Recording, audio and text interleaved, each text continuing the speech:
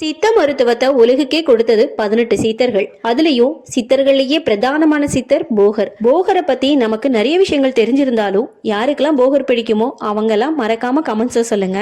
போகர் சித்தர் சட்டமுனி சித்தருக்கும் கோரக்கர் சித்தருக்கும் நண்பனானது மட்டும் இல்லாம குருவாகவும் இருந்திருக்காரு. இந்த கோரக்கர் சித்தர் தன்னோட குருவுக்காக தன்னோட ஒரு கண்ணையே இழந்தது மட்டும் இல்லாம அதிகமான தீர்க்க தரிசனங்களையும் முன் வச்சவர் இவர்தான். பொதுவா சித்தர்களை பொறுத்த வரைக்கும் அவங்களோட எழுத்து நடை வந்துட்டு புரிஞ்சிக்க ரொம்பவே கஷ்டமா இருக்கும். மத்தவங்களுக்கு புரியாதது மாதிரி அதுவும் மறைமுகமான வார்த்தைகளையே பிரயோகம் படுத்திருப்பாங்க. ஆனா கோரக்கரோட எழுத்து நடை வந்துட்டு ரொம்பவே எளிமையா இருந்திருக்கு. யார் படிச்சாலும் எளிமையா புரிஞ்சுக்க முடியுமா? ஜீவ சமாதி மட்டும் இல்லாம கோரக்கர் இருந்த இடங்கள், அவர் தவம் செஞ்ச இடங்கள், வழிபாடு நடத்தின இடங்கள் எல்லாமே இப்ப வரைக்கும் கோரக்கரோட ஜீவ சமாதியாகவே பார்க்கப்பட்டு வருது. இந்த பதிவு உங்களுக்கு பிடிச்சிருந்தனா மறக்காம லைக் பண்ணுங்க, கமெண்ட் பண்ணுங்க, ஹரிணி டாக் சப்ஸ்கிரைப் பண்ணி வச்சுக்கோங்க.